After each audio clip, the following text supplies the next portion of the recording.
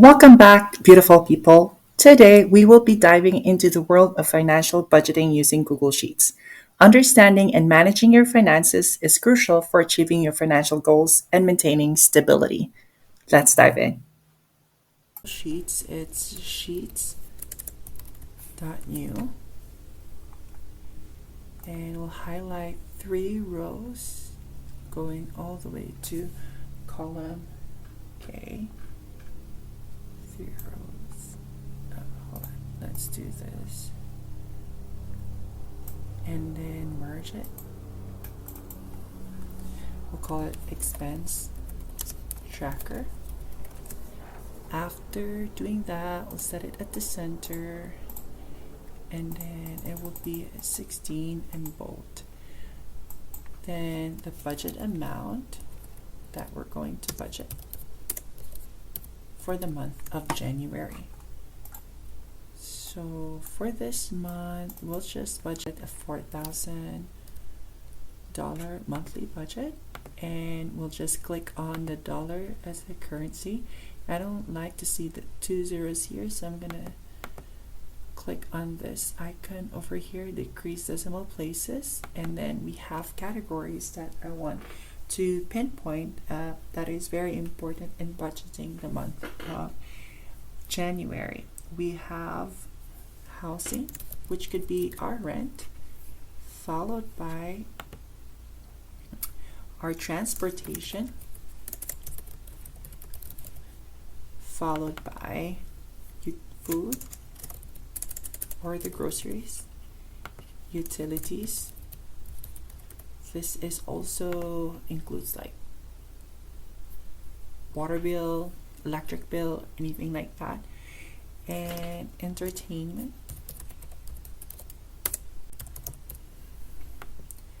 And we also have the savings. Okay, so that is part of what we're gonna do. And then since we have these, I forgot to add, let me cut this and paste it over here. I forgot to put the category. So this is the category is expense category, and then amount that we needed to spend on the certain category below, and now spend the budget that we can budget for that specific category below, and then we have the deadline. Okay, and would like this to be at the center, and I would like it to bold. This one I would like it to be bold and should be at the center as well. So I think what I would do is budget amount. Okay, and after doing so, we'll write down our budget for this. Let's say, for example, our budget for these payment or housing payment is $1,500. Transportation will budget at $300. Food is at $200, or maybe we can put it at $300. And utilities will be $200. Entertainment will be $200, and then savings will be $200. Followed by budgeting the housing. So we're going to highlight this first, and it should be the currency of $1, but we'll decrease the decimal point. And we have our deadline. So before we go through that, we will have to highlight and create our own calendar. Now in our calendar, this is the month of January 2024, and put it at the center. We have our days: Monday, Tuesday, Wednesday, Thursday,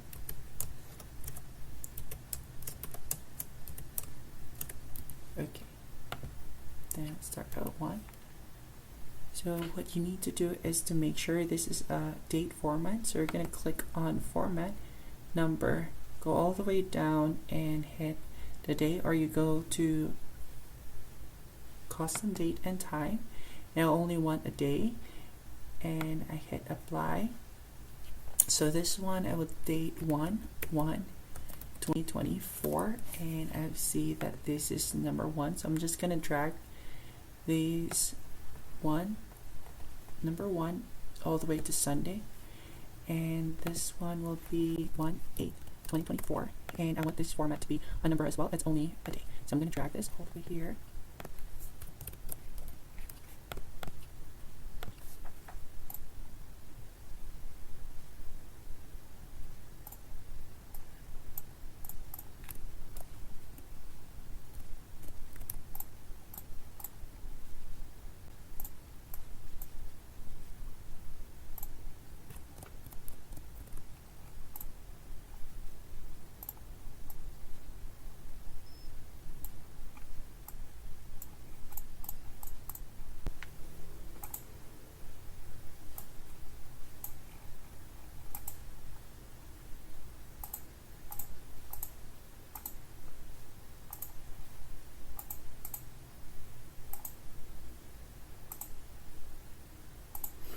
We'll adjust that later. So then we want the budget now. So this is how it looks like, but I want it to be a specific deadline. Will highlight the areas of the days. So I'm gonna say the deadline for the payment of the housing will be at 1/28 for the month of January 2024. Transportation, I think I will spend it around Saturday, so it's 1/13/2024. So you can divide it transportation 1, transportation 2, transportation 3 if you usually use transportation, so then it will highlight on the specific days you wanted it to be. So for the food, I would say 1/14/24, and I usually do like divide it into 4 because we go to the groceries every week, so that's how we do it. And I guess like that's also a better way to do it in order for you to know how much budget you would want it to spend on that day. And then we have the utilities, so it's budget for 200, but the date that I'm going to pay is on the 17th of 2024, and then entertainment will be 1/27 of 2024, and then saving is 1/30 of 2024. Okay, so these are already my deadlines. So I wanted it to be at the center, and then at budget, of course, I don't have to cut this down because the housing we have to pay 1,500. For transportation, I want to cut it down to 200, and for food, I want it cut down to maybe 200 as well. For utilities, I'll cut it down to 150, and then 150 on the entertainment, and then 200 for the savings.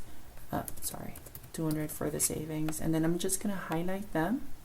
And what I usually do, I click currency, then decimal, 2 decimal places, and then we have a total to each of these.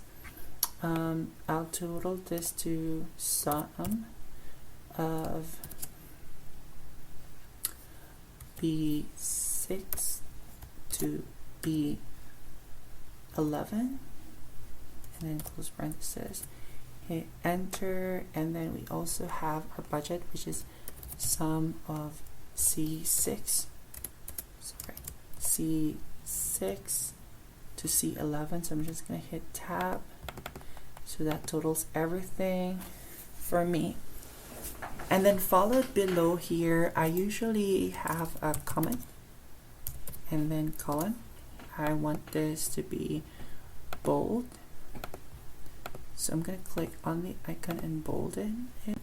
So I just want this to merge and also merge around this area. So then you can just write down what you want it to adjust on the month of January, towards the end of the month of January. So then we have the budget amount, which is what we call the remaining amount to budget if we are sticking to 2,700. and the remaining amount for 2400 if we're sticking to this adjusted budget. So I call this an adjusted budget, or the budget itself. So I'm going to highlight this, merge it, and call it remaining amount. And then put it at the center. Okay, and then highlight this area here. I would say center, and I would call it remainder amount, or the balance for everything after spending this 2400 budgeted amount. So I'm going to highlight and bolden this, so this one to this. So actually we already have to reflect the number that we can see on the remaining amount, and then the remainder amount. So the remaining amount will be budget amount minus the total amount of the amount spent. So I'm going to say equals to B4 minus B12. B12. Hit enter, and that is your, if you're spending 2700, that is the amount that you're just gonna receive after spending 2700 for entire expense category, for this entire expense category. So I'll center this, and then the remainder amount is B4 minus C12, and that is your remainder amount if you spend just within the budget that you plan to spend on that amount. So I'm just gonna highlight this and bolden this, and then this, I would love to have these at the level where the remainder amount border is. So I'm gonna merge it, and there you go. I'll start putting a box into this, maybe a little bit of a thicker version of it, so then I can see that there's a big box over here and a border, so that I can comment around that area. Now after doing so, I'm gonna highlight everything and set it to the font style. I like the Nonito font style, and I would like this to be at the center. I want it to be at the side. So there you go. And then other than that, I like this month and days to be highlighted to the month of January. So what we're gonna do is to highlight them. This is the fun part where we just have to put our formula. So highlight them, go to format, and then go all the way down to conditional formatting, and you go all the way down to custom formula, and you will hit COUNTIF formula. So COUNTIF, close parenthesis, $, and this is the deadline of these over to here. So I would say $, so that the formula recognize we are at the column D. It starts at 6 colon to $D. It ends at 11.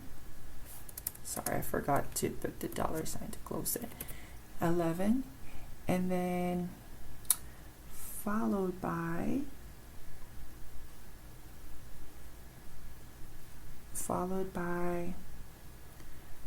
comma text, and then close parenthesis. This is the first number of these, so it's E6, and comma, colon, quote, sorry, open quote, year, 4 Ys, and then month, dash, day, and then close quote, and then 2 close parenthesis, greater than 0. So when it turns blue, that means your formula is good. So I want it to be color yellow, so I'm going to click yellow, lighter yellow, sorry. And that's where you, every time you change the deadline here, it will highlight everything. So then it's not yet the end. I would like to have it a chart inside here. So I'm gonna highlight this. I will create a chart of this one and this one, a pie chart. So I will insert a chart, and then it should be a pie chart. Click on the pie chart. I will click aggregate. Okay. I'm not going to use the row, and I don't want it to be horizontal. I want it to be vertical. So now it's gone, but I only want a specific area. So I would love to be not E1 to E20, but I would only want this data range to be B4, comma, B12. Okay, and then you have these now. Sometimes you can change it. You want it to not tick any boxes here, or tick these boxes here, so that every time you change the amount, it will totally highlight it for you, and then fully notice any kind of improvement for the chart itself. But I would like this to be deleted, the legends, so I'm gonna double click on them. The format, I don't like to have legends, so I'll just go to customize, go to legend, and then I'll hit none, so there's no legend anymore. For chart title, I would like to delete the title itself, so you won't have to deal with it. For the chart style, I would like it to be transparent, so I can see the one behind it, and then transparent also for the border, and then followed by the pie chart, I will make it at 75 and change the color to a little lighter blue. Okay, and then change this color, double click, and a little bit lighter red. And since this is the number that it represents, I would just drag it there and place it right over to the remaining amount. Okay, just make sure that it fit really well. There you go. So every time you change this to, let's say for example, you change it to 500, see it changes as well. And then you change this. For this one, you wanted the budget amount and the budget. So you control B and control this, insert a chart. After inserting chart, I would like this to be a pie chart, and aggregate, and this is only ranging from B4 comma C12. Okay, and then I like this to be vertical, and then untick all these things. So you just have to untick them, double click, delete the title, and then also you would like to delete the legend, and the pie chart should be 75. It will be very thin, and change this color to a little bit highlighted light blue and then light red, so it won't be too strong. And other than that, make sure that the chart style will be transparent. So the background will be transparent, the border will be transparent, so just click none to it. So, and then you drag this sign here, this pie chart here, over to the box that we wanted to see. Every time we change the budget amount, we can technically like gauge. So it's the same thing that we see. So there you go, there you have it, your expense tracker. It's very lovely. You can write down your budget, your comment if you need to write a comment. But as I said, if you change this to, let's say, 200 or let's say 500, you can see that it also changes the amount and it changes the thing here. So you will say 500 again. So you can see that it will turn red. But if we spend a little bit more, you can say that this will be maybe 900. Then it changes the entire, that you only need remaining balance is 250. But if you add more, like 200, you can say that it's completely balanced, but you still left with 200. So that's where you're at. And I guess like this is really fun. Thank you so much for watching.